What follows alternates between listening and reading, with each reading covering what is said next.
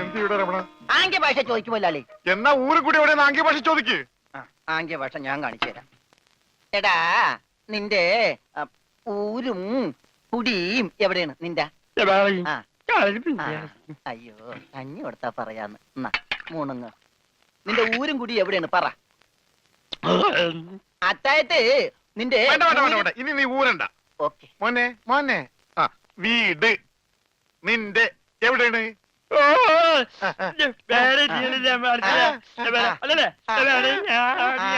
മോലാളുടെ വീട് എവിടെയാണെന്ന്? ചുടുകാട്ടിൽ. എനിക്ക് വീടില്ല.